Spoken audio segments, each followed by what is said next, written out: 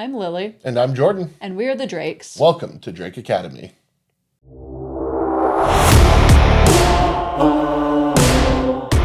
On today's episode, we're going to start off by going over the Tabernacle event Lily and I just played in Ohio, run by our buddy Jake. Then we're going to talk about tournament losses, how to recover from them in tournament, but also how to get over a string of bad tournaments. Can you recover? And we're going to kind of give you the tips on how to do so. And then lastly, we're going to talk through audience questions like always, and then go to probably one of the weirdest metas I've ever seen. It was actually a buddy of ours tournament, so he'll probably, shout out to our buddy Bennett. But you played in a very weird tournament. We're going to break down that top 16. Let's roll it. All that being said, before we jump into our video, we have a word from our sponsors. First up, we have LandGo presents The Boil 2026. This will be held March 28th in New Orleans, Louisiana. We have a pretty good amount of people registered now, over 100, so 106. So getting big. We're expecting this to be a pretty massive event. There's some great artists coming out. He's got great side events. We're expecting this to be a pretty awesome spectacle. So make sure to get your ticket today and come out. We'll have the link in the description. Next up, we also have the Kraken's Cup being held March 21st in Nags Head, North Carolina. That's kind of the Outer Banks region. Starting to also see some pretty good fill-ups. And we're also pretty excited for this one as well. I think it'll be a good time. And, we've said it a couple times on the channel that the North Carolina area doesn't really get a lot of events. You get some in Virginia, you get some in South Carolina, and then down in Georgia, Atlanta area. Yeah, a bunch in Atlanta. Definitely a bunch in Atlanta. Never in North Carolina. You get some in Tennessee too. Yeah. North Carolina? Mm-mm. So we're pretty excited to see like a pretty sizable event. Like I think this is going to be awesome. I think we have some good players coming out too. We see like Jorman's going to be there and Ian. So we're pretty excited for it. I think it'll be a good time. As members of Team Monolith, we are sponsored by Animal House Cards. This is a local game store in South Carolina. We'll have their TCG player in the description, but definitely check out their store online. They have a good card selection, so definitely check them out. Good prices, good cards, and let us know what you think. As members of Team Monolith, we are also sponsored by Heavy Play. Make sure to go to heavyplay.com/monolith or use code Monolith when you're checking out for 10% off your purchase. This does help support the team, so please go in there. If you saw us at the Tabernacle event, we were carrying around our Heavy Play stuff pretty much the entire time. It's super convenient and awesome to use, and really can't say enough nice things about the quality of the equipment that they sent us. We showcased it here last week on the channel, but now that we actually got to use it at an event, can tell you it's really good stuff.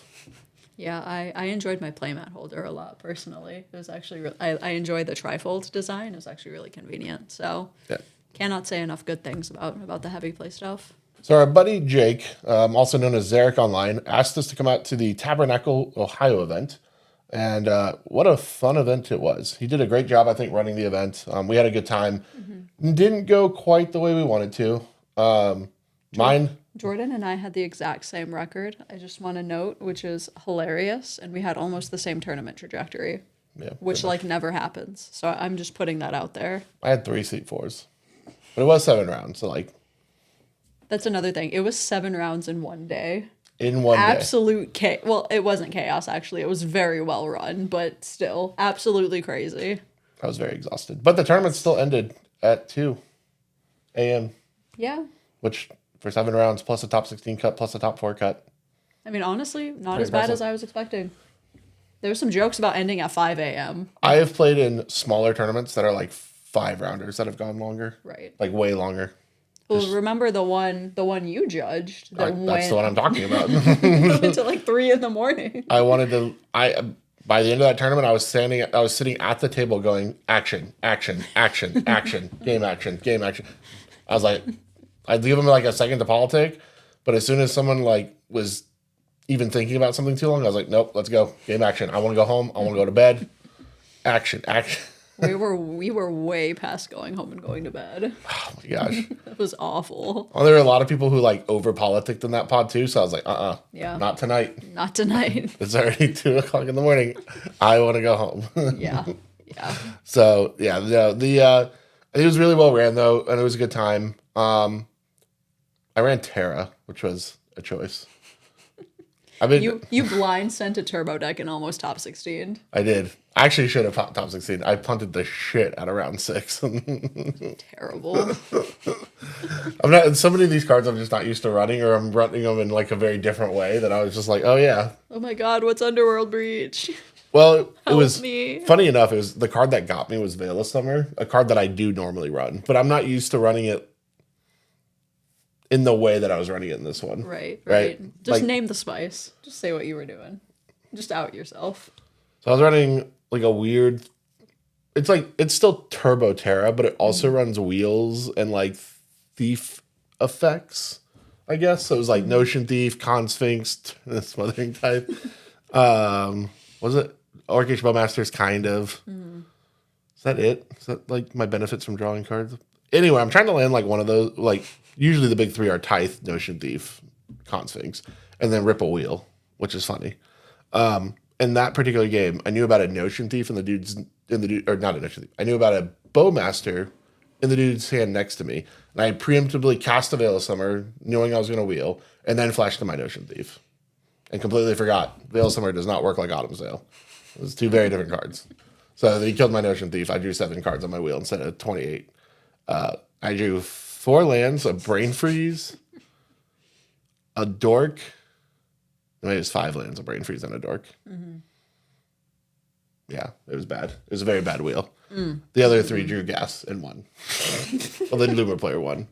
The idea, though, was to draw 28 cards because I ripped a Culling Writ. So, like, this turn I started Culling Writ, Wishclaw, Veil, Notion Thief. And then I had an Echo of Eons in the graveyard, which is also what kind of screwed me because I had an LED out on the battlefield. So I was trying to, like, cast the Veil first so I could crack the LED to cast the Echo, which I didn't need to do. I had plenty of mana. I already had blue mana up. So you were doing too much. I was doing too much. Okay. Way too much. Oh, okay. So it ended up boning me pretty badly because, yeah, obviously Notion Thief dying took 21 cards away from me. And I did look at the 21 cards because I brain freezed myself just to do it. Yeah. Like, maybe I hit Savines and we go. Yeah. Did not hit Savines. Didn't hit Breach either. But I would have hit Demonic Tutor in Manamorphose. And then I would have been able to Demonic Tutor for the Breach, Manamorphose. There, I had re-hit LED on the Echo. So I could have recast LED, dumped my whole hand, recast the Demonic Tutor, and then won. I just got brain freeze at that point. Dang. So it was a little heartbreaking. That deck sounds spicy, though.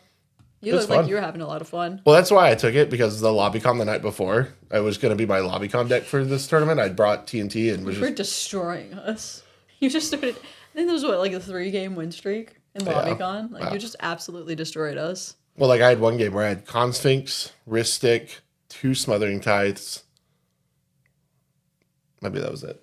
But either way, that's all you need. That's all you need. Absolutely asinine. I ripped like 3 wheels into that, and you guys were like, please, mercy. Yes. Yes. So I was having so much fun on that. I was like, sure, I'll blind send it. I don't normally play Turbo. That was having fun. Yeah. Necropotence is kind of a cracked card, turns out. Everybody's been telling you Necro's a drag. I know. You didn't have to go to turn 5 to win. You didn't have to tap a Cradle 17. I'm very proud of you. I did win on Very proud of you. I did win on turn 2 with a Necropotence. That was fun. I endorse that. And then I won on turn 4, 3 with the other one. I went fast both games. Good. Yeah, but then I got cooked on turn 2 in my winning in round 7, which was really annoying. Freaking Kinnan, man. Natural. The Kinnan hate is always justified. I think somebody commented, like, there's so much Kinnan hate. It's justified. Every time I get into these games where Kinnan launches like a turn 2, this wasn't even like a Basalt win either. This was a natural Hullbreaker Horror win. Right. In turn 2 on the play. I was just like, yeah, what can you do? Like, I don't know. I had a turn 2 win myself. Yeah, but you were seat 3. Yeah. You didn't get a turn 2. It sucked too, dude, because the person in front of me was playing Rowan, and Rowan hadn't come out yet, so at least I was getting my turn 2, no matter what. And then Tim Nadargo to my left. Right. Tapped out. Right? Like, I was winning. As long as Kinnan doesn't go freaking nuts and have count and like have 2 counters. As long as they don't do exactly what they did. I could beat a counter spell. I could not beat 2 counters. And obviously I couldn't beat a freaking Hullbreaker on turn 2. Like, there's no, even TNT, right? There's no package of cards. No. Maybe a silence. Maybe. Right, they flash in the Hullbreaker Horror, I silence. But then I'm still boned on the go around. Like, yeah. Unless you all figure that out real quick, you're screwed. I mean, Rowan has a lot of removal, but I don't think it has a lot of removal for Hullbreaker Horror. So either way, that's why I get so annoyed at Kinnan sometimes, because there aren't a lot of decks where you can go rock, rock, rock, rock, rock, rock, rock, win on turn 2, and you're like, sure. And it always seems to happen to me on win and ends. This is like the 3rd or 4th time I've been turn 2'd by Kinnan on a win and end. Yeah. Like I said, the other 3 times it was Basalt wins, where they just, seem to have the natty Basalt into the Mirage Mirror, and you're just like, yeah, sure. Yeah, what do I do with that? Like sure, buddy. Like, yeah, that sucks. That's always my favorite line. Well, I might not have the filter, and then the next thing they do is Mirage Mirror, and it's like, buddy, why are you trying to politic infinite anything to begin with? That annoys me to no end. Kinnan players, stop politicking Basalt. I don't know why you all feel the need to do it. There's no world in which I'm letting you get infinite mana, so you can maybe flip into I don't understand the politic on that at all. It's only 2 flips. It's not that scary. What do you mean? I've never seen any other deck do it besides Kinnan, where they're just like, you guys should just let me have 2. Why would I let you have any amount of spins? Sure, let me have my Devoted Druid. It's only green. Yeah. Let me have my infinite mana. It's only colorless for now. I've never understood it. It is the weirdest politicking point in all of CEDH. And I've had multiple Kinnan pilots. It's not just one Kinnan pilot. No, it's literally all of them. It is. We do hate on Kinnan a lot on this show, don't we? It's deserved. After this weekend, I'm even more Kinnan hate, in fact. Dial that shit up. What's the Kylo Ren gif? More. So my round 1, I was stuck against 2 Cradle decks, which already I'm like, sure, this is how we're starting the day. All right, 2 Cradle decks. You're used to that though. 2 Cradle decks and a blue farm, and I think I'm in seat 2 or seat 3. No, I'm in seat 3 because it went Cradle deck, me, blue farm. I'm like, okay, we're cooked. And then we got to a turn. Oh wait, you didn't tell people what you were playing. Pirate farm. You brought back the pirates. I did bring back the pirates. Several people walked up to me and asked me what I was playing, and I said I stand on what I said online. I'm bringing back Pirate Farm, and I stand on that. So we were on Pirate Farm this weekend. Round 1, I'm against 2 Cradle decks. So it's Yoshi Thras, Rog Thras, myself, Blue Farm. We got to a point by turn 3 where I thought to myself, okay, there's no Gaia's Cradle. Things have stabilized. Immediately, they both dropped Gaia's Cradles. Right after I said that, Rog Thras got it, then Yoshi Thras immediately crop rotted for it, or something. Or they just played. I don't remember how they got it, but they both got them in close succession. I was like, all right, we're done. And it got to a point where I was drawing cards from Heuristic Study. Blue Farm wasn't really drawing cards. They kept a slower hand in C4, but I think they had like the whole breach line. So it was literally just like jam Voice of Victory, jam the whole breach line. But we were all too developed for them to do that at a point. And so it got to a point where Rogthras revealed a Boro with Talon Gates and Gaia's Cradle already in play. And so we're just looking at them like, okay, so we're cooked. But Yoshi Thras wouldn't commit to not win. And so they're like, well, I want you to back the spell up because I'm going to destroy their Gaia's Cradle because Yoshi Thras's Gaia's Cradle got Beseju'd. And I said, okay, fine, I'll back it up. You have to say you're not going to win. They wouldn't commit to that. So I threw 1 counter spell and I said, that's all you get from me until you commit to not winning. They wouldn't commit to not winning. And so the Blue Farm player and I just looked at it and said, okay, you guys are each other's problems. And it got to a point where we just drew because if we stopped Yoshi Thras, Rog Thras won, but Rog Thras didn't really have a great way to stop Yoshi Thras, so they just said, please, please, please use your counter spells, and because I had Heuristic Study. And so it was like, hey, can you interact? Nope, you have a Boro. I will not be interacting, in fact. So it's just classic prisoner's dilemma. If you stop player A, player B wins. Let's just draw. Yeah. So we did that. And I felt happy to come out of a double Cradle pod with a draw. Fair. Honestly. Yeah, no. It was a fun weekend. Like, a lot of interesting games. Yeah, fun event. Really fun event. Would have liked to have won at least one more. I felt like I was having a really good day. So, and I had it, man. I had it. It wasn't like, you were never in a position to win. Like round 7 or what was it? My round 1, I was never in a position to win. We drew. And then round 4, 3? We played round 5, right? We played round 5. So I won round 4. So it was round 3. Round 3 was the round where we drew. Oh, I there was watched a the massive, end of that one. massive That one was, stack. Yeah. I think there's a picture of it. We'll throw the picture up because I think there's that was a crazy game. I still can't believe. I mean, we went to time. I had everything, but all 3 people were fighting me pretty hard down the stack, and there was a Kinnan with a Smothering Tithe, and that always gets really weird. Mm-hmm. So, what can you do? In my round 3, I put together the most disparate breach line I think I've ever done. So it was triple farm and then me on pirate farm. And I'm in, what am I, like seat 2? I'm like seat 2 in that pod. And so farm in front of me, seat 3 goes Voice of Victory Pass. Farm number 4 goes Mystic Remora Pass. Farm number 1 goes Clone Voice of Victory Heuristic Study Pass. And I'm looking at my hand like, what the hell do I do with this? My hand is J-Will, Dark Writ, Demonic Tutor, Professional Facebreaker. So what do you mean? What do you do with that? That seems like a really good hand. Yeah, it was, but it didn't immediately win the game, right? So pretty damn close though. Yeah, and I Dark Writ on my turn. Blue Farm number 3, the person in front of me looks at me and says, "Okay, what are you doing? That looks like a Necropotence." And I say, "Chill, it's not a Necro." I show them J-Will PFB. I said, "Look, this is the plan right now." And they said, "Okay, reasonable. Go ahead." I go ahead and do the thing. J-Will flips are inconsequential, really. I think I got like a Talisman was the most notable thing. I had Ragavan, Malcolm, and PFB, so I attack one of the Blue Farm players with Ragavan, and I flip Jessica's Will. And say, okay, let's go again. Mind you, I'm feeding all of their draw engines, so it's like 1,000,000 red mana at this point. And so I flip Tainted Pact and some other irrelevant cards. I end up Demonic Tutoring for Breach, using the Tainted Pact to fight the interaction, because they had 2 pieces of interaction between the 2 farms. So I had a Pact in hand already. I Tainted Pact for a Fierce Guardianship, exiling my LED. And then I had 2 J-Will flips out of the yard. I had exactly enough graveyard for that. And on my last one, I hit a Mox Opal that I needed to keep going to cast one of the spells from the J-Will zone. Then I Chain of Vapored all my rocks, made a bunch more mana, found a way to Demonic Tutor because I chained a bunch of lands into my yard, was able to escape out Demonic Tutor, and then got Brain Freeze for my entire library, GG's. Nice. Didn't even need LED. So that was...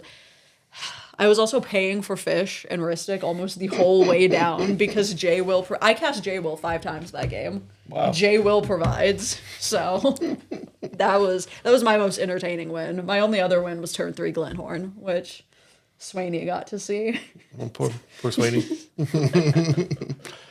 All right. So, yeah, fun time. And, looking forward to going back to Ohio for the Misplay on the Lake tournament that will be in April? April 18th, I believe. April 18th. Yeah. So, yep, we're going to get to go up there and jam out again with all the Ohio people and get to see some more of our Monolith teammates, Swaney and Abby, and maybe we can get Zeke and Eric to come down from Minnesota for that one. So we'll see. Yeah.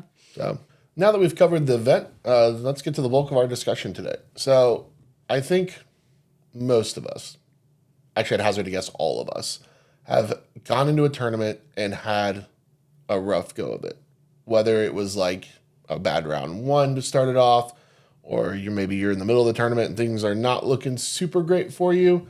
I think we've all kind of been there to where your tournament's kind of going south. And if you prepped really hard for this tournament and you spent a lot of time on it and you got coaching and you felt like you did everything you were supposed to do and it still went sideways, what do you do, right? Because this can be a very demoralizing thing that can happen. And it's happened to every single player. I honestly do not think there's a single player in this format, no matter if you're ranked 1 or somewhere in the 6,000s, right, that hasn't had this experience. Yeah, for sure. And I know it can be discouraging, especially as you're getting into the format, right, where you you go to your first couple larger events and you just absolutely scrub out. You know, you've sort of figured out your locals, you figured out the meta, you know just enough to win games. But when it gets to those larger metas, like we talk about all the time, things like the Boil or Cowtown Showdown for us, right? You get to those larger metas and your deck just isn't performing the way that you thought it would. Yeah.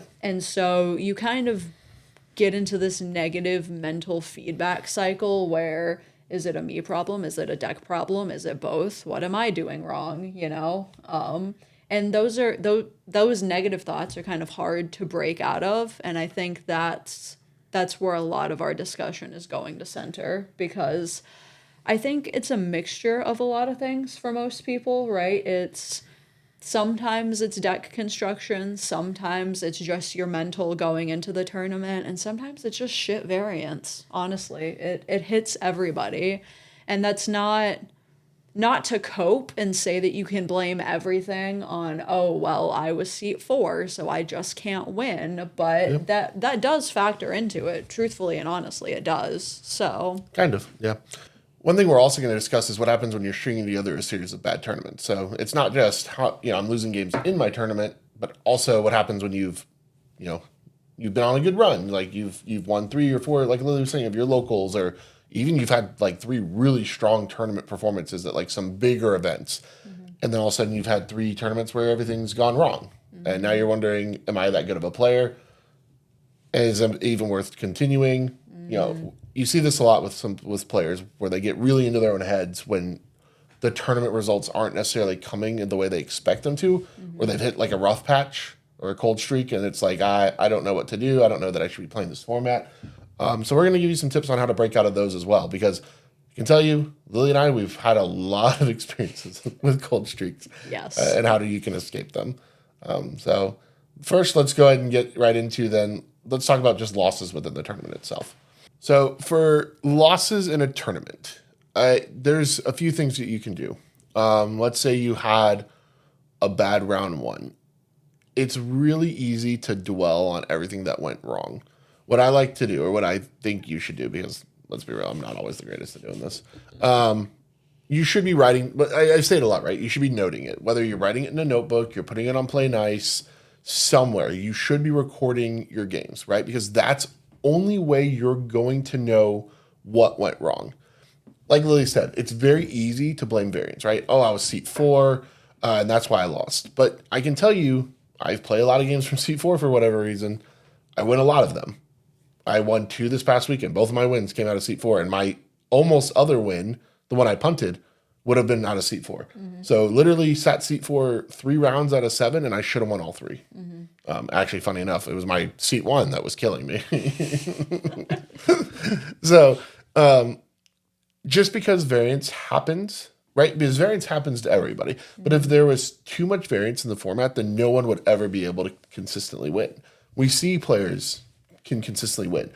A good player converts roughly 30% or higher. The higher wins. That's wins. Your conversion rate can be, I don't even know where a good player's conversion rate starts, probably like 40%, 35 to 40. Probably, yeah. But I know players whose conversion rates are as high as 70, right? And that's with playing a lot of tournaments. Like you'll see people with like 100% conversion rate who've played like 3 tournaments. That doesn't count. Yeah, right. So you will see players with really high conversion rates, and their winning percentages can be in the 40, up to the 40%. Like mine, I think it sits around 36%. I think yours sits right at 30.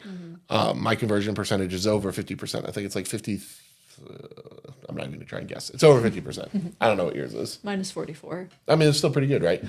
So, almost a quarter of the time, a third of the time, a little bit over a third, I'm winning my games, which means that most of the time I am not winning my games, which means, half the time I'm not converting tournaments. So when you think about it, that's the variance that we're playing against. So as long as you're those are the numbers you're looking to reach. And so that's first thing that I like to do is when you're taking notes and you're looking at your notebook and you're like, oh, I'm losing all my games. Well, are you actually losing all your games, or are you losing about average, right? In theory, with 4 players at the table, you should be losing 75% of your games on average with a 4-player game. That's the theoretical average. So a 25% win rate should be the standard average player can meet. So if you're sitting around 25%, congrats, you're an average player. That's not a bad place to be, especially when you're newer and you're still learning or you haven't taken, those next steps to kind of become the more elite player. So part of it is reframing your expectations, right? You're not going to win 100% of your games. You're very likely not going to go undefeated. It almost never happens. Players just don't go undefeated in this format. This isn't 60 card, right? Where you can roll an entire undefeated day all the way to the championship and never lose a round. Like, very common. It's happened plenty of times. It's probably not going to happen in CEDH. No. I'm not saying not never. I don't think I've ever seen a single 7-round plus tournament. This is true. I think it's true. That had a player undefeated. Right. Where they won every round, right? Right. And not counting draws, not the technically, I haven't lost a game. Like, actually truly undefeated where you have, what is that? 7-0 record. A 7-0 record. Plus, then you go 8-0, 9-0, and wrap up a 9-0. I don't think I've ever seen a 9-0. So what would that be, like 35 points in Swiss? Yeah. Yeah, I can do math. Yeah. Yeah, 35 points. Yeah, we rarely see that. I don't think it's ever been done. I don't like. What's the most impressive Swiss? What, like 25 points, probably? People have done some 25s. I've seen some 25s. 5 wins. That's I've done that. Yeah. Yeah, I've done that a couple times. I don't remember what my boil record was, if it was quite 25. Right. I definitely got 5 at Lotus Bowl. Right. Because I was close to an undefeated record. I think I went 5-1. Or I was 5-1 in Swiss, and then I went 6-1 because I won my top 16, but then I lost top 4. So I think I ended at 6-2. Right. So it was close, but still not quite there. Right. But I did win. I mean, that was, like I said, 5 wins is still really hard to do as well. I mean, this past weekend, what was the top point getter? 18, 19? I think they were 23. Oh, was there a 23? Okay, so someone had 4? I believe so, yes. Yeah. So 4 wins, right? Like, that's still really good. But most players got in on 3. Right. Because there was even a 16-pointer. Yeah, so 3-1-3 would have been the lowest point total.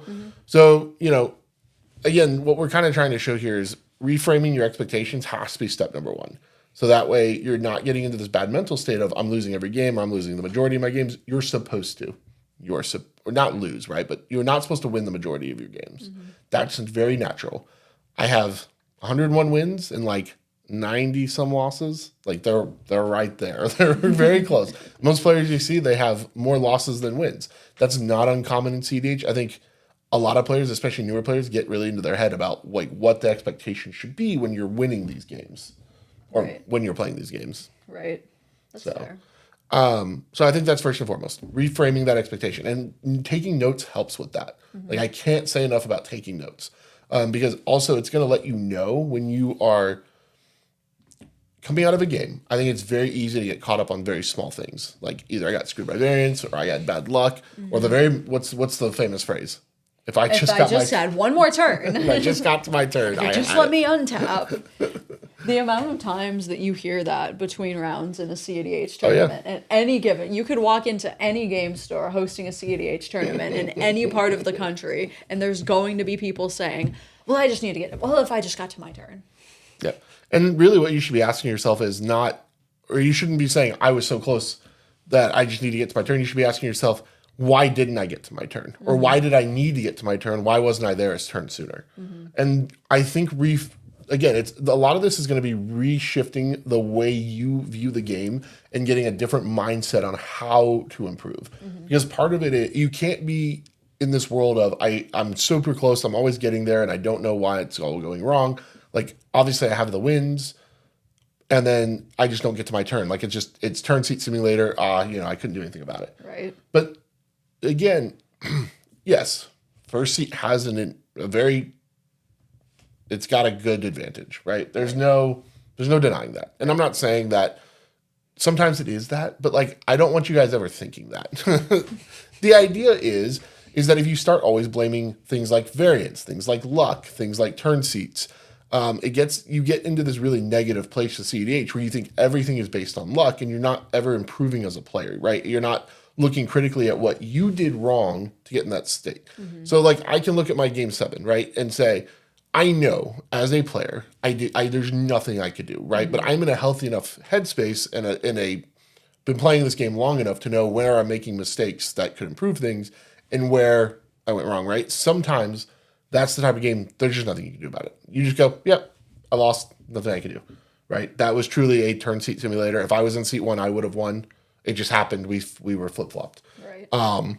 And in my round 5, it was or not round 5, sorry, that was the game. In my round 6, I actively told the table I could have bounced that ranger captain that Blue Farm just cracked. I punted, right? Yeah. And I acknowledged it like, oh yeah, I fully saw that ranger captain on Blue Farm's board and I had a bounce spell, but I was locked in on Rogthras because scary. So it just happens that way. Yeah. Sometimes it's easy to note, right? Like when I cast the veil in the wrong order, right? You note that. But there's other times, more subtle times, when you're making mistakes and you don't know you're making mistakes. So writing stuff down kind of helps, right? Because maybe it was like a mistake you made early and you forgot about it by the end of the game. Because even early mistakes can snowball into later problems, but it's not necessarily clear even in the game until you take a step back and think about like, oh, maybe if I hadn't played that dork on this turn and I had done a fish instead, or vice versa, right? Maybe if I turned one fish, but then that put my dork offline until turn 3, and that slowed me down, and I couldn't get to win until turn 5 when I should have been able to present turn 4.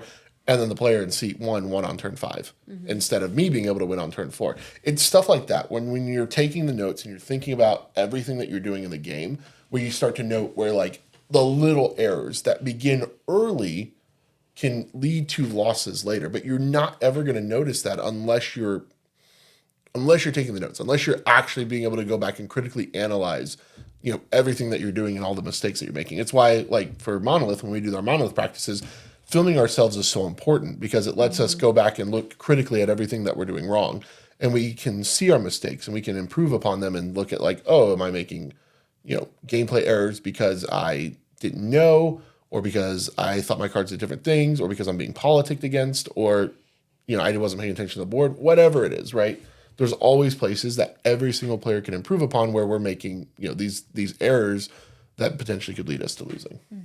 Another part that I feel goes along with this, especially between rounds, is, and this kind of goes along with not blaming everything on variance, not everything can be your opponent's fault either. So the amount of players that I hear coming out of that round saying, well, they were a new player and they punted, or they didn't know what that deck does and they just let it win, or we let X resolve and then we lost, right? And it's this constant negative talk about what your opponents are doing. And not only should you probably try not to disparage people that you see on a regular basis in the community, or even if you don't see them on a regular basis, right? Just generally don't disparage people in the space.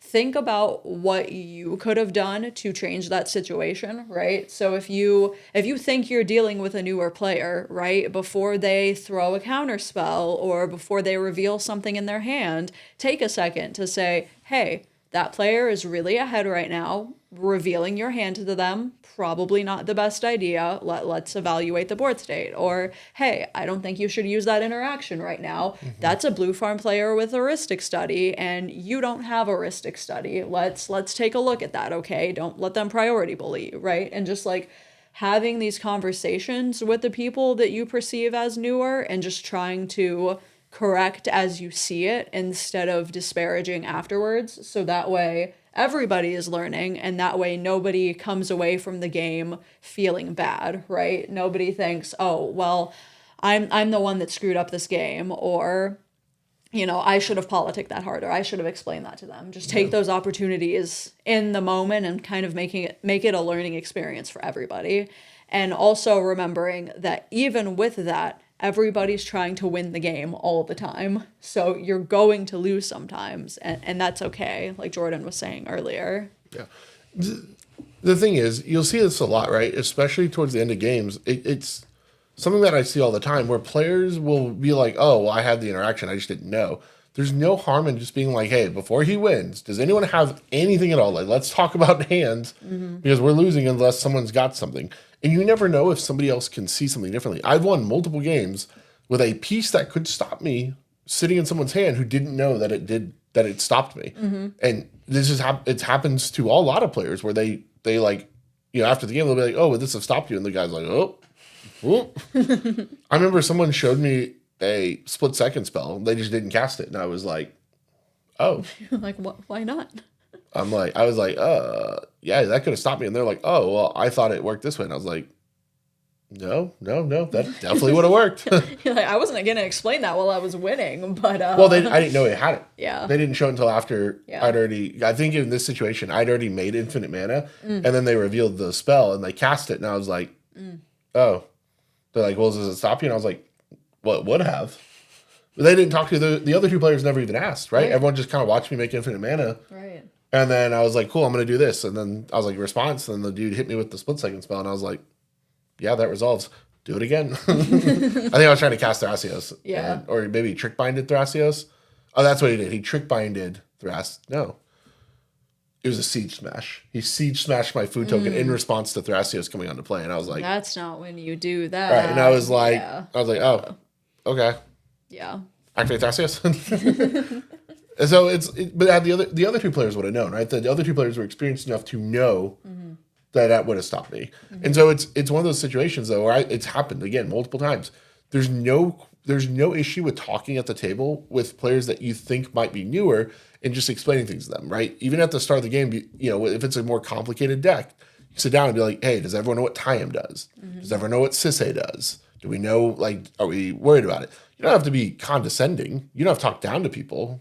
But you can just say, hey, before we start, are we all good? Like, we all understand what these decks do, especially for some of these more complicated decks.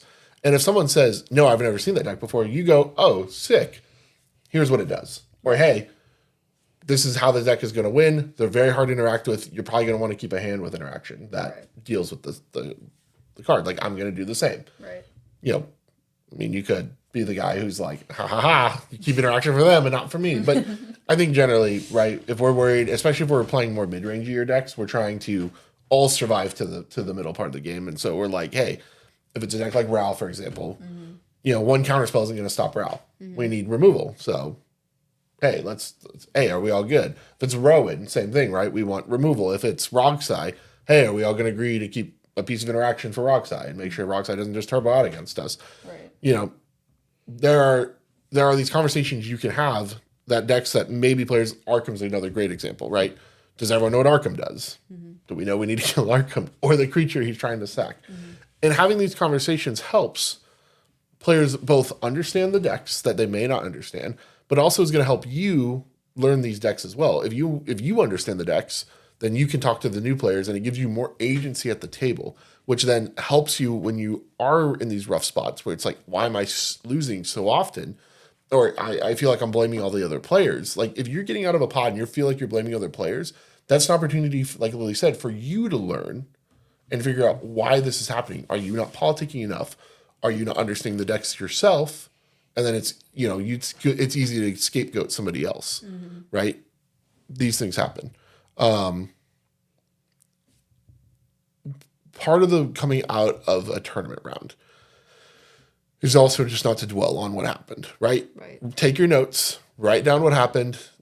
If it sucked, if things went wrong, if you punted the round, who cares? Throw it out, right? Take it out of your head, throw it out.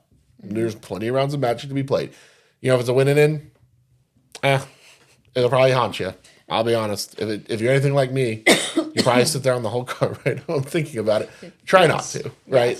If you can help it, because that is the kind of stuff that also really eats at you, makes the format not fun, right? As we've said a lot in this channel, the goal is to have fun. None of us are getting rich on this. None of us are, making a ton of money. You get some prize winnings here and there, but there's other formats to go play. If your main goal is I'm here to make money, it's probably not for CEDH. Probably not for you. No, at least not right now. No. So remember why you're here to play, right? We're having fun. We know we're playing a rougher format that's a little rougher on the edges while we're still trying to figure out, work out all the kinks and all the rules and stuff. There's going to be growing pains. We know that. And if you're here for the ride, then great, right? Have fun with it while you're doing it. Don't worry about the results as much. like I've said a lot, I found that my results were getting better the less I was concerned about trying to preserve my ELO or my record or my win percentage or one other stupid measurable dick measuring contest thing we're doing, right? Just that none of it matters, right? At the grand scheme of it all, doesn't matter. We're here to have fun. We're here to hang out with our friends. That's what it's all about. And I think as long as you're keeping that mindset, it's easier to walk away from a round where everything went wrong and say, I got plenty of rounds to play Magic. Step outside, get some air. These are long days. If you're playing the big tournaments, right, where it's 7 rounds, even your 5-rounders at your, maybe your local game store that's you got a 60% night going, right? Those still long days. Step outside, get some fresh air, breathe a little, get a snack. Try to step away from the situation for a bit, right? If it was a heated round where people were being, that kind of way, being a little spicy, go take a walk. Go take a walk, right? Get your mind right back into, I'm here to play, I'm here to have fun. That's it. I'm here to play, I'm here to have fun. That should be your mantra. Every time you sit down, I'm here to play, I'm here to have fun, right? I took Terra, not because I thought I'd do well. I was like, I'm going to blind send Turbo because I want to have some fun. I was having a blast the night before. I was like, screw it. I'm going to send it. And I had a ton of fun. Did I win? I won a couple of games. Did I top 16? No. I made mistakes that I knew I was going to make because I don't know how to play a turbo deck. That's why I went back to Pirate Farm. Blue Farm was fun. Win rate on it was decent, I guess, as it is on Blue Farm. But I mean, I really enjoy Pirate Farm. It's my baby, and I like Malcolm-centric decks. So I'm back to doing what's fun. Yeah, I mean that's all it's about. Yeah, and I think when I hear people who are dejected and down and talking about like I should quit CEDH, I'm not having fun with it. Why aren't you having fun? Is it not fun to play your favorite cards? Is it not fun to do cool things at the table? Is it not fun to win games every once in a while, right? Like, at the end of the day, that's what it's about. And I think, sure, losses can be frustrating. Losses because of your own mistakes are definitely frustrating. Losses because variance hits you a little bit, a little frustrating. Yeah. Actually, I find losses to variance not as annoying because at least losses to variance are like, what can you do, right? Hullbreaker Horror ripped down turn 2. What can you do? It's annoying. It's annoying because you didn't get to play, but like... But when you screw up, it hits different. Oh, when you screw up, it sucks. Because it's just like, this is my pet deck. This is the deck I've been grinding on, and I lose to my own dumb shit. Like, nothing feels worse than that. Right, but again, when you're like, oh, I'm here to have fun, losing a round, like, in a bad way, it's like, oh, I'll take the note. If it's particularly bad, you'll never forget it anyway. Note or not. And that's the thing. You're never going to forget Veil of Summer. I'm going to check lands twice when I'm doing my Mayhem Devil combo. Like, there are certain things that they're annoying in the moment, but you'll never do them again. There are some mistakes you only make once. Oh, I always second guess my Force of Wills. You will? Okay, that's more than once. That's long-standing Force of Will trauma. Yeah, I've been traumatized by that card more than once, actually. Yeah. Really have. But yeah, I think that's like one of the key things here is just remember you're here to have fun. If you're not having fun, what are you doing? I can't go back to that point enough. I said it in a previous video. I'm just going to kind of keep hitting on it here. We're going to hammer it in and make sure that everyone understands it's all about having fun. And treat every tournament like that, right? It's like going to Vegas. Do I expect to win? No. Is it a nice treat if I win? Yes. Do I make a little bit of money if I win? Sure. Do I expect to lose all my money? Also, yes. If you treat CEDH like that, it becomes easier to push past the losses, right? Once you're playing in a more relaxed state, in a more state of like, hey, I'm just here to have fun and win. I'm going to jam. I think it makes jamming easier. If you're a turbo deck, I think it makes taking some riskier plays in the mid-range easier because it's like, oh, if it doesn't work out, who cares, right? Playing looser helps because you're not overthinking the things that you need to be doing in the game, right? You're just playing the game. You're just making the plays you'd normally make. The same plays you'd make at your LGS when you're practicing with your friends or prepping for a tournament, right? You're sitting there doing the lines because there's low risk or there's no risk, right? Because there's nothing to play for. We're just playing. That's why I've said before, when you play in tournaments, it's very different because players get very high strung, very tense. If you've had a coaching session with me, I talk about it a lot, how when you play in the crit league or you play in your local league or you play wherever, it's not going to be representative of what you see in a tournament because rounds are limited. Mm-hmm. And so players are playing very carefully. But if you come in playing loose and relaxed and you're just having fun, you're going to see that your win rate just happens to improve because you're not overthinking the plays that you need to make. Mm-hmm. So, all right. So now that we've talked through what to do to kind of get through your rounds, right? It's all about reframing your mindset, taking strong notes so that you can kind of throw away the bad experience, making sure not to blame variance, right? Understanding don't blame variance, don't blame your opponents. Really critically analyze what you can do, and then step away from the situation, right? Take a break, get food, get water, walk around the block, get some sunshine. Do all the things you need to do to get yourself back to a mental health place. Make sure you're having fun, and you will be more successful in your tournaments. Mm-hmm. Now, what happens when you've done all that and you're still, and maybe you've had some more wins, but you're not stringing together tournaments well. Like you win a tournament here, then you lose the next 4, and then you win a really big tournament, and then you lose 2 more, right?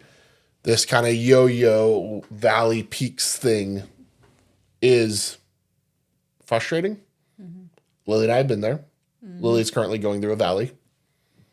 I went through a pretty gross valley after the boil. Mm-hmm. Yeah, I'd say it was like valleys and peaks. I don't even think it was that gross of a valley after the boil. I think you were just in your own head. That was pretty bad. Which was also a problem in and of itself. That's pretty bad.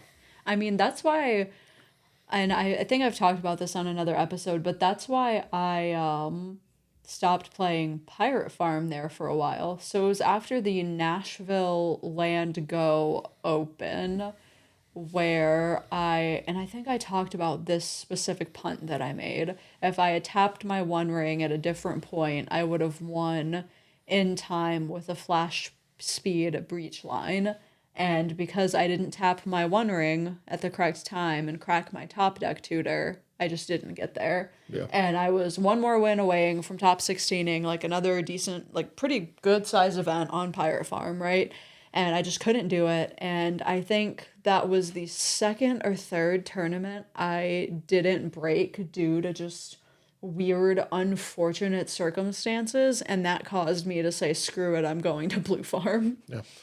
I mean, I've gone on and off Tree Farm at different times or off my TNT lists as I get either bored or I feel like I'm hitting a lull or, things aren't going my way. I'll get off the list for a bit and do something else. Mm-hmm. I did a little dabble with Blue Farm, a stint with Rog Thras.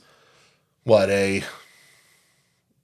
been on Najila before and Niv, but those were all kind of pre-TNT. Yeah. So, you had your Marnius era to start it off. These things are natural. They happen. I don't think there's a player in the format that doesn't have valleys and peaks, right? Right. Any player will go through times when they're doing really well and have tournaments where they start to fall off and then, kind of rise again. There is variance in this format, like we said before, 35 to 40% win rate, 50 to 70% conversion rate means still a good chunk of the time you're not converting. Right. And really some of those numbers are probably inflated too by locals where it's I play a 16-person tournament every week and I always top 4 it. Mm-hmm. You know what I mean? Players, things like that. So the first thing you can do is reevaluate your deck list. This one might seem obvious, but a lot of players get really married to their deck list. And either they've done one of 2 things. They've either made too many changes or they've not made enough changes. Mm-hmm. So the problem with number 1, making too many changes means that you don't know what cards are actually working and not working, right? Mm-hmm. If you're constantly tinkering every single tournament, right? This is why I talk so much about taking notes, right? Noting the cards that feel good, noting the cards that feel bad. But I know players who are not consistent at all.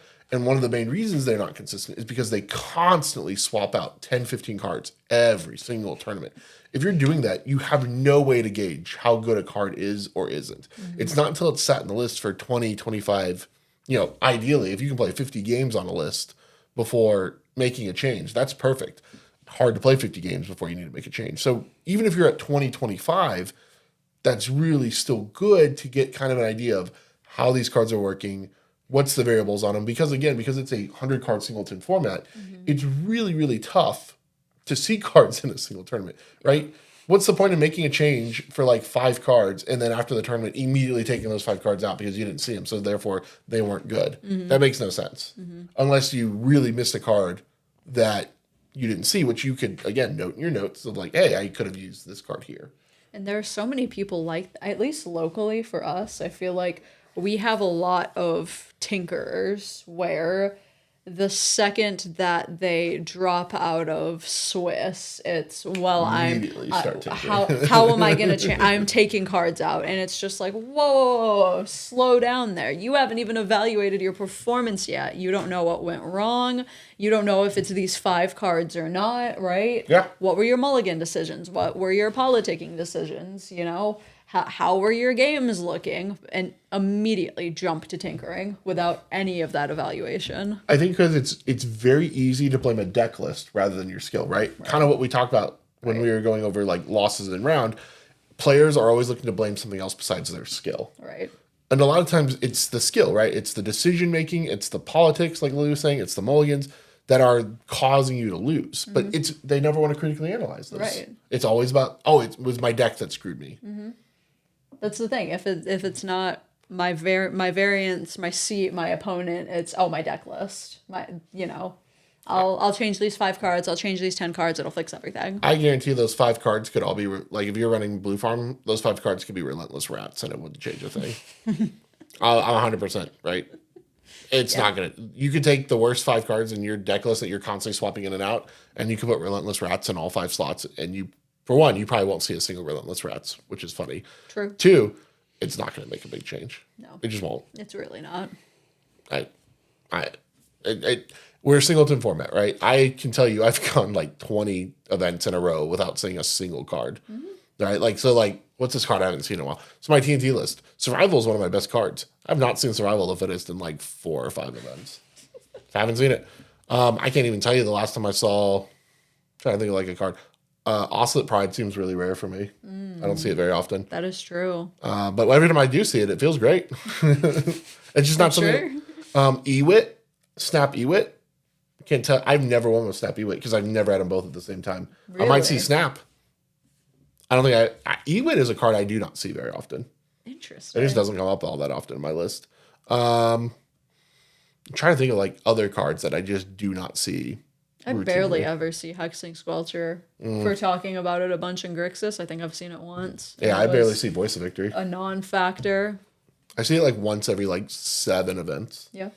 So it feels about right. That's 30 games where you don't see a single card. So I think people are overthinking this when they're constantly tinkering with their deck. Now, the flip side of that. Letting your deck get stale can also be a problem, right? There is a flip side to over tinkering means that you're never going to get a good picture of what your cards are doing. But if you don't ever make changes, right? Or it takes you too long to make changes, right? There's a happy balance in there. You've got to really walk that fine line of the balance of I'm making the right changes at the right times, and I know when it's time to swap to cards, and I know when it's time to stay on cards. Mm-hmm. So if you're letting your deck get stale, and I've had this problem before, I was very confident on my Boil 2 list, right? It top 4 the Lotus Bowl, like I said, great record. Mm-hmm. I won the Boil 2 with it. I was like, cool, I don't need to make any changes. This deck is cracked. Lost Royal Rumble. I think I lost like 4 events, like big events. It's like a 10K CCS, I came in 43rd. Mm-hmm. Actually, let me just pull it up. We'll put it up on screen. Yeah. So the Boil 2. The very next event, 8th out of 43. So not terrible, but it was only 113. But then 22nd out of 82, 193rd out of 245, 49th out of 77. Won a local, but then 43rd out of 129. Finally got a little bit of consistency going into the Invitational. I was like, okay, I made some changes. I feel like it's going okay. Mm-hmm. 50th out of 123, sorry, on the Invitational. So, and I think after this is when I switched to Blue Farm for a bit. Mm-hmm. Yeah, and then I think this is when I started like playing Blue Farm for a bit, and then did a stint on started Tree Farm. Right, because I think this Dual Lane Tourney was the first Tree Farm event, and then River City Rumbles after we made all the changes of taking like Chatterfang and all the dumb and Toxtrol and all the dumb stuff out. Yeah. Anyway. The point is to say that I let the deck get stale, right? My no bad cards TNT list that won me the Boil 2, I didn't make any changes for a while. And then I made one change, and then I'd make like another change. But basically, the list I took to the Invitational was very, very similar to the list I had at the Boyle too, the Land Go Invitational. And so, and I felt it, right? The deck was slow. It didn't compete in the current meta. The game had sped up around me, and I was still really slow in plotting, and I had awkward win cons. You know, the VFC lines weren't really working the same way. People kind of expected it. And I didn't do very well. So you have to make sure that you're adapting to the meta around you, right? That you understand, like, if Turbo takes off, do you have the pieces to stop Turbo, right? That's why I've added things like Calamity's Wake. We've talked a lot about Dranith. Trying to think, Aura Shards is one that we've picked up because it's really good against, you know, the dumb copyristic bullshit that we're seeing. Yeah. These are where we make adaptations to the meta, right? Or we see the meta happening around us, we make adaptations to try and fight whatever that meta is. But if I never make any changes because I'm sitting on what I'm comfortable with, you're just going to eventually lose. Right. I think I tend to go through this problem, especially with Pirate Farm. I think I'm a bit too slow to change cards, and I think I'm finally, now that I've been back on the list for a few weeks, I think I'm finally coming around to just making changes. Like, initially, J. Will wasn't in the list, even though I just told you about that cracked breach stuff that I pulled off. What's another one? I'm testing Fairy Mastermind in the list now, which feels like kind of a no-brainer, and I don't know if I'm still blue farm pilled for that, but I feel like any blue card on a 2-drop that draws cards in Grixis just kind of feels simple, kind of feels like it should be there. Yeah. But this is the first time I've tested it. When I would cry and complain, oh, Grixis doesn't draw cards. What do I do if I don't land Rhystic Study? I don't know. Run other stuff that does it. So I think now I'm finally innovating on it. And I mean, it's not innovative, right? But I'm finally changing stuff in it. Yeah. And finally tinkering with it. Not too much, right? Not after every tournament. Trying not to make changes, especially after the Tabby event, you know. Trying not to make changes, but also trying to acknowledge that the list shouldn't get stale. Yeah. Because then when it does, right, oftentimes you're in these tournaments where you're thinking, oh, the meta has shifted around me. You know, things are so much faster now, or things are so much more mid-range now. What do I do about this? Your deck list is one of the easiest things you can evaluate. Yeah. Yeah. No, I agree. And I think it's important too. It's just important to make sure that you are correctly evaluating. You don't overdo it. Right. Yeah. The second thing kind of goes along with the first one, right? Where it's, instead of making changes to your deck, trying a different deck. Sometimes it gives you a different perspective, right? So when I was playing Blue Farm and I was playing Rockdrass, it gave me a different perspective on the decks that let me kind of make some different decisions in my own decks, or in my TNT list, and give you kind of an idea of how those decks play. If you're struggling, let's say, so like we talk a lot of shit about Kinnan, right? But I've picked up Kinnan so I could learn the play patterns on Kinnan. So I could watch other players dismantle my Kinnan and start to figure out where it felt bad and where it didn't. Because if I'm losing games on Kinnan, well, then I know how to beat Kinnan. Right? Because I literally watched people beat my Kinnan. Yeah. So if you have a good play group, and that's going to be one of the things we talk about. Probably should have led with it, to be honest. But the idea is, if you pick up other decks, you understand those strategies. If you understand those strategies, then you understand how to beat them, right? If you can pick up a Turbo deck and you play Turbo for a while, and you kind of get an idea of like how the Turbo lines play out and what they're looking for and what turn they're pushing. Well, then if you switch back to mid-range, you already know what to do, right? You see a rock slide sitting across from you, you're not worried in the same way, right? You're like, okay, I know exactly what to get to stop the rock slide because I literally watch people do it to me all the time. Or, I know what hand they're looking for, or I know that they're looking to drop a Necro early, and I know exactly which interaction I need to bring to keep up with that. Right.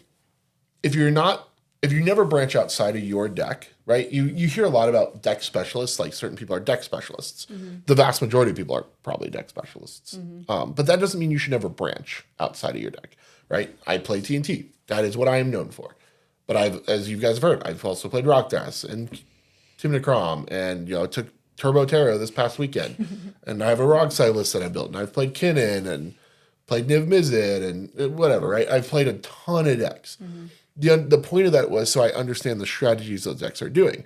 When I picked up Rockdrass and played it, I no longer feared it. I now understood exactly where its pressure points are, where it's weakest at, what I can do to attack the deck now, because not only did people attack me when I was playing it, but I also understood what I was looking for, right? I knew where the turn points were, where I go from like still building. Oh, I'm scary, right? And I think for me, I've always played more turbo slanted lists. So I started off on a completely different version of Malcolm Vile, had a very brief Rogsai era, went back to the more pirate farm version of Malcolm Vile, had a Stella Lee era, You did have went Stella back Lee to era. Malcolm Vile, had a Blue Farm era, went back to Malcolm Vile. And so I think what I try to do when I'm swapping among these various different strategies, because they're all faster, more proactive strategies, right? But when I was playing Stella Lee and I was winning games, I realized I learned a lot about on the stack interaction Yeah. and where to cast specific instance and why I'm casting specific instance in a way that I didn't learn on Malcolm Vile, because I just resolved a lot of Glinthorns and it didn't really, I know about the stack, right? I'm not new to the format, but the way that Stella Lee interacted was really unique.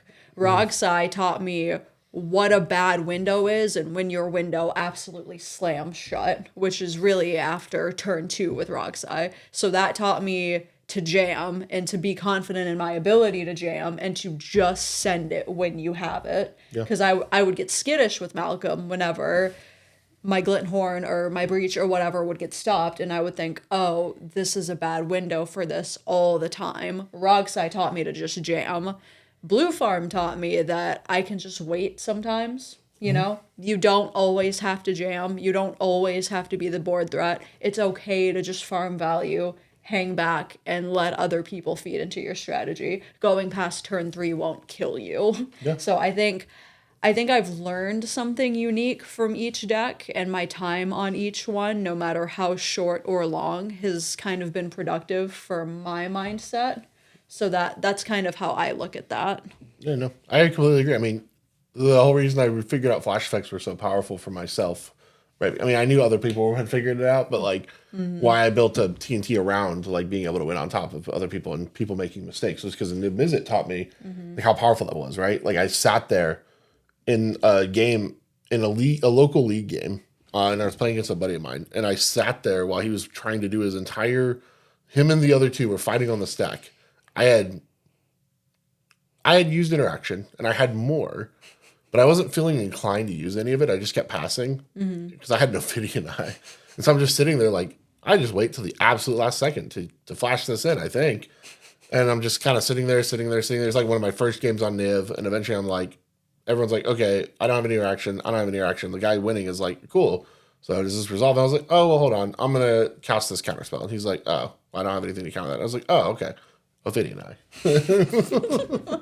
And everyone's like, whoa, whoa, whoa, whoa. And I was like, that. Yeah, do I do the thing? I'm winning now. I was like, do I win? I do the thing, right? I hate that. I hate that play pattern so much.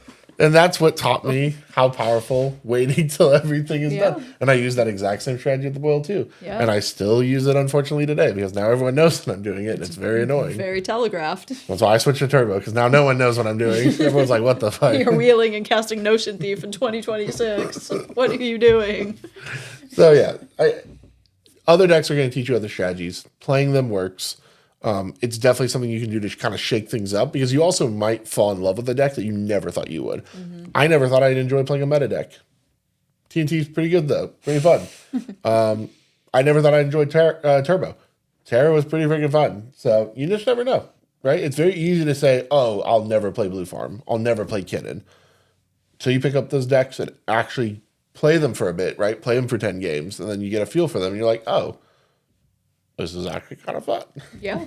Yeah. Turns out playing a good deck, kind of fun sometimes. Sometimes. Who would have thought? All right. The third thing that you can do to kind of get out of the funk, whatever you want to call it, right? Get out of these cold streaks is keep jamming. Just keep playing. Sometimes it gets hard. It gets frustrating. And I don't mean just play tournaments, right? Play with your friends, play in your local groups, play online, play wherever you can. Just keep jamming. Don't worry about wins or losses. The goal here is not to win. The goal is to just have some fun, recapture while you're playing. Like we talked about a lot in the other segment, where it's all about enjoying the game. So when you're playing with your group and you're playing online, the goal here is to continuously learn, right? Continue to take your notes, learn from your mistakes. If you found that you're making the same mistakes constantly, reevaluate why that's happening, right? So like, for example, if you feel like you're missequencing in your tournament games and then you feel like you're missequencing in your league games, evaluate why, right? Because you're supposed to be using the out of tournament games to correct these mistakes, right? So tighten up your sequencing, right? And make that your goal. If I'm losing because of my sequencing, then when I sit down today and play in the league, I'm going to make sure that my sequencing is tight. No matter what else happens, don't worry about results, don't worry about wins or losses, worry about sequencing. My sequencing will be perfect today, no matter what. If you're losing because of your politics, then practice your politics, right? These online situations or in the groups with your friends, perfect time to practice. It's not going to be the same, but it gives you at least an idea of what works and what doesn't, right? The arguments that work, the phrases that work, the emotions to pull upon, like I say a lot, I argue from the board state. I learned to do that by practicing a lot, right? I did the emotional appeals. I, argued from I'm out of the game or I'm in seat 4 or whatever, you want to throw out there. But I found the most effective arguments happen from on the board. But I only found that by practicing all the time with my friends. Like, the people who know me best are the people who won't let me do shit. Yes. So how do I effectively get my stuff to stick around when I have people like Lily who know exactly what needs to go and what doesn't? And I have people like my friends who don't ever want to see me win because they just want to beat my butt. How do I make like biomancers stick? And how do I make training grounds stick? Well, you have to argue from the board state then. And that's the effective arguments. And you only find that out by practicing and jamming all the time. So because I think a lot of players, and I've seen it happen, when they're having bad tournaments and they're struggling, they stop wanting to play. Because all they can get in their mind is, I'm a bad player. I'm a bad player. I'm a bad player. I shouldn't be playing CEDH. CEDH isn't fun because I can't win. And instead of focusing on the growth opportunities that they have, they're too focused in on the results that aren't happening. But if you focus on growth opportunities first, the results naturally come. And I think that's the issue that a lot of players run into. Yeah, and I think this goes back to kind of the negative feedback loop that I was talking about in the beginning, right? If you start thinking, well, I'm going to quit playing CEDH, and then you quit for a month, and then you try to come back, and the meta has shifted, and people are running different versions of different decks now, and things have sped up, things have slowed down, right? Or you decide just to blind send a large tournament again and you don't do well, then it feeds back into this negative feedback loop where you show back up after a month, you don't win games, and then you think, well, I'm a bad player. I was correct to quit, right? Then you're just justifying this decision to quit, when really that's not the problem. The problem is you quit jamming, right? You put your deck down. You didn't tighten up your sequencing issues. You didn't figure out effective politicking tools at the table. You just kind of mailed it in and said, well, I didn't get there on this tournament, so I haven't got there for the last 5 tournaments, right? So I guess that's it. And then it's just this situation where now your mental health isn't healthy around CEDH. You want to leave the format, and then, what do you do from there, right? Then it's super difficult to get back into it. The meta has probably shifted, and then, it gets so much harder at that point, whereas if you had just stuck with it, slowly worked through your sequencing issues, jammed through league games, kind of kept your love of the game going without as much pressure, just kind of focusing on bettering yourself and not winning every game, like we said earlier, then things get at least a little bit easier, right? Cold streaks suck for everybody. That's kind of the bottom line of this episode. It's going to suck, but the point that we're trying to get through is you can get through it. Yeah, no, 100%. It's not, there's no person that I've run into who's on a cold streak forever. Right. Right. I've had buddies who've had some really brutal cold streaks, but they still found it eventually. We had a buddy who was struggling for a while, but then top 4 at a big event. Yeah. And then it was like, oh, hey, it all came together. The goal here is to create consistency, right? The goal kind of what we're trying to teach you here is how do I go from how do I get to create, a plateau where I'm constantly on this like nice even plane of like, I always know what my results are going to be, right? I'm going to have maybe a little dip here and there and maybe a little peak there, but I'm never going to be like, right? And I'm going to be, and I'm like here and then I'm all the way there forever. Yeah. That doesn't happen to any player. Yeah. It does happen if you quit though, right? And you don't keep practicing the stuff that's trying to make you better. We're not trying to say you have to kill yourself every week doing this, right? You don't have to grind, 4 hours a day to do this, but a couple hours a week, set some time aside, play a couple games a week. Try to commit to, I'm going to play, 2 games a week. Even that is enough to see significant improvement. As long as you are doing so with the intent to improve, right? You've taken your notes. You're not just throwing down cards and just playing, right? Because if you're just doing that, it's fun. And if that's all you're here for, then great. Go for it, right? This is only if you're in that place of, I don't know what to do to create more consistency around my tournaments, right? I want to be the quintessential tournament grinder who's top 16 in every event. If that's you, then you have to be playing more. Again, if you're here for fun, then you probably don't even need this episode because who cares at that point, right? We're here for fun. We're here to have a good time. We're here to jam. But winning is fun. Winning is fun. And I think anyone who says it's not is probably not being honest. Losing sucks. Winning's awesome. It just is. Shocking revelations on Drake Academy. True. But it's honest, right? It's honest that winning is more fun. And so we're trying to get you guys to a place where you're also going to do it more consistently. Not everyone's going to be able to get there, but the majority of people who I feel like if they follow this advice, and I say this because the people I coach have been doing really well. So I feel like there's something there to what I'm saying. Maybe just a little bit. And I think the advice works. I know you and I have commented amongst ourselves, especially, you being, I won't even say disappointed after Houston because it was an envy. So like take it with a grain of salt, but not topping Houston and not topping Tabby and both of us kind of reevaluating like, we don't play CEDH as much anymore, right? We jam with the team, we create content, and we go to tournaments, but we don't put as many hours in at the LGS as we used to.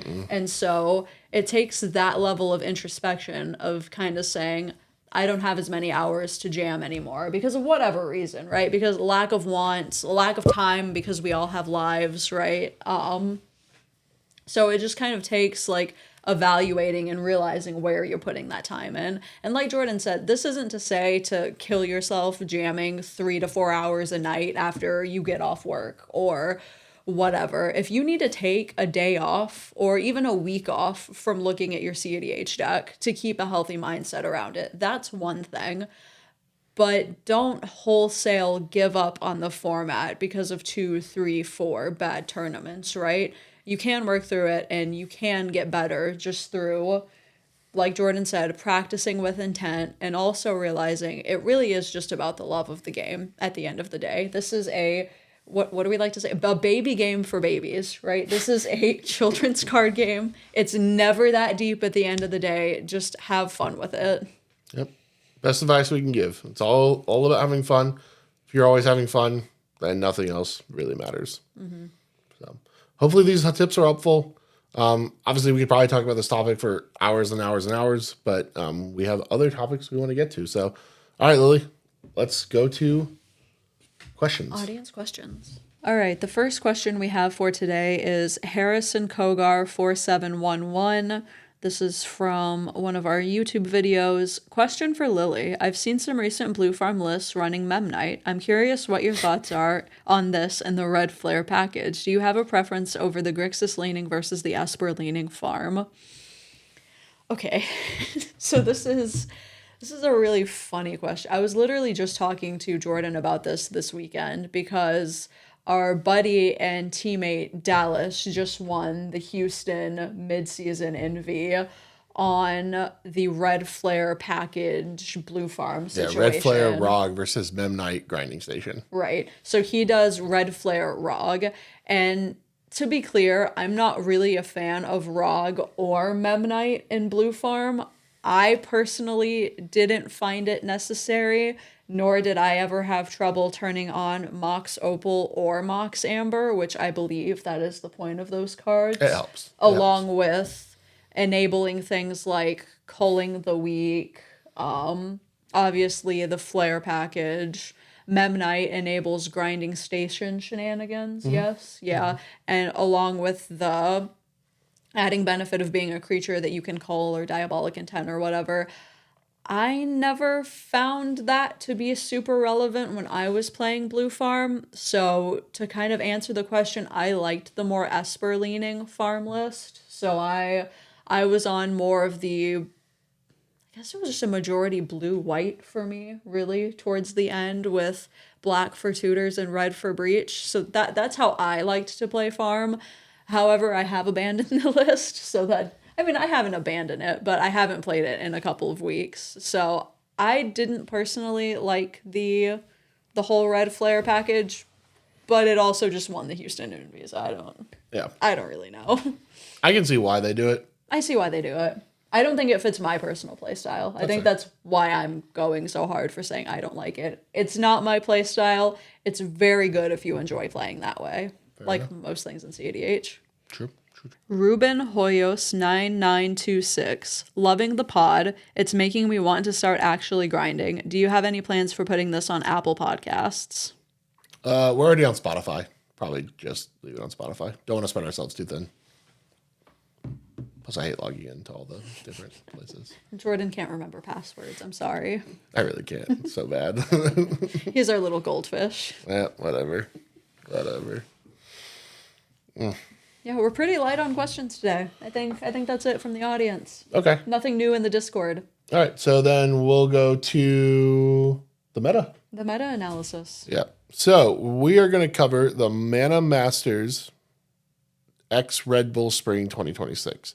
Yep. So what was really cool about this is our buddy Bennett actually won this event on his Blue Farm list. But with all that to be said, the reason we wanted to look at this over the Tabernacle event that we were at, Tabernacle was a pretty basic event, a lot of Blue Farm, a lot of Kinnan, a lot of Rao. Kind of what typical, right? This event, on the other hand, was crazy. So the top four, besides Blue Farm, was Old Stick Fingers, which we just joked about. Literally just said, when's the last time you've ever seen an Old Stick Fingers list? Last week. And all of a sudden... Somebody heard that and said, bet. Let's go. And sure enough, probably no one knew what the fuck it was doing. And Probably. It won. Then you have Tivit, which really good showing for Tivit. And then Winota coming back from the dead. When's the last time you've seen a Winota top four 100+ person event? Go fish. Yeah. Then we had a Rog Thras, which was really cool. And then a Brigid, which we've seen this deck more and more. This is the Flip Brigid. It's basically a guy's cradle. The Selesnya one. Yeah. It's on the front, it makes bodies. Like when you flip it, it makes a body. I think when it enters, it makes a body. Then when it flips, it makes a body. But the cool thing is on the back, it's a guy's cradle. So for all the other creatures you control, not counting Brigid, you tap Brigid and make that much green and or white mana, which is really cool. Pretty cool. Yeah. So if you spam a bunch of creatures out, you make a ton of mana, then you untap her, make more mana, tap, you're basically looking for like, what is it? The Seed, I forgot what it's called. Seed Cradle Witch? Seed Cradle Witch, yeah. Yeah, you're looking for something like Seed Cradle Witch where, tap, or like the Staff of Domination, stuff like that. Anything that untaps Brigid, then lets you retap and then, making more mana. Okay. So the whole deck is designed around that. It goes really fast because of that. Then we had a Sisay. We're seeing more of these Thras file lists popping up. That's a really good list. John Vick on his Turbo Rog Thras. Then you had Terra, which is funny because also just played it. It's a very, very different Terra list, though. This Terra list is like more creature heavy, doing the food chain stuff. Mine was just ridiculous. Then you had an Ishai Rog, which I think we're going to see this deck more. We're going to see that a lot more. Yeah. I truly believe... I'm surprised we didn't see more at Tabby, honestly. I am too. But I think this is going to be the new annoying deck of the format. I think so. I really think so. Right up until Rista gets banned. This is going to be one of the reasons Rista gets banned, is these copy decks like this that are only in it to copy the enchantments and do nothing else. Yeah.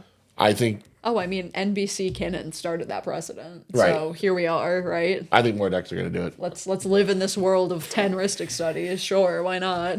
Then you had Talion, which, again, when's the last time you saw Talion? Kodama Thras, which is cool.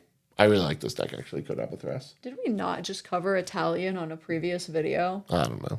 It's possible. I think this is the second one in a short span of time, and I love to see that. I enjoy Italian. Italian's one of my lobby con decks, so I wonder if love to see her. I wonder if like these control decks are just on the comeback, right? Like basically any Esper shell can just run all the copy Ristic Study effects plus the copy creature effects Plus the counter spells. plus all the counter spells. Yeah. So it's like any Esper or Demir, not Esper, but Demir shell just able to do whatever it wants. Essentially. Yeah. Starting to feel like it. And you had a Kinnan, Tyam. Tyam. Okay. We see you, Tyam. It seems like we have a lot of Yam fans in the comments, so shout out to the Tyam community. And the one lonely Rogsai in 16th Lonely place. Rogsai. It's always one Rogsai in the top 16. That trend continues week by week. I think Blue Farm has officially established itself as the best deck in the format. Again, whether What do you... yeah, It's been there, Jordan. I know, but like for that briefest moment, we thought We maybe had 1 week where we said Blue Farm's on the downturn, and then every competent Blue Farm pilot ever said bet. Yeah, I know. Yeah. Blue Farm is still solidly number one. Kinnan, Rogdas. I don't know. I've seen Rogdas kind of have a fall off a little bit. I feel that. It did not get the boost that we thought it would off of... I really thought Rogdas after Lorwyn. After Lorwyn, yes. Was going to be the best deck in the format. Yes. I was wrong. I mean, Kinnan's still annoying, but Kinnan doesn't... I feel like Kinnan either does one of two things in my games I play it. If I'm playing against a really good Kinnan pilot, they do well at the long game. The only other time I lose to Kinnan is when they do the crazy turbo. Yeah, turn 2 BS. Where But it's like, oh, God. every other Kinnan I play against, I feel like either goes to draw or Draws are a big one. or they get blown out by like something that makes them lose. Like they get blown out by like a Bowmaster that they couldn't clone, or a Mayhem Devil really bones that deck. Love Mayhem Devil. Or a board wipe. What was the Firestorm or whatever? Fire Covenant? No. The discard red spell. Oh, that is Firestorm. Yeah. Yeah. That spell was seeing a lot of play this weekend. It was. I think that one's going to be kind of a new tech piece. It's kind of spicy. Because it really bones creature decks. I mess with it, honestly. Really bones creature decks. And if you're copying Ristic Study and you can discard 15 cards, you nuke the whole board. Like it's nothing. Yeah. So definitely an interesting tournament results. I think we're going to continue to see more like weird decks. I don't think the meta is settled in like any direction right now. People are just kind of trying to figure out strategies.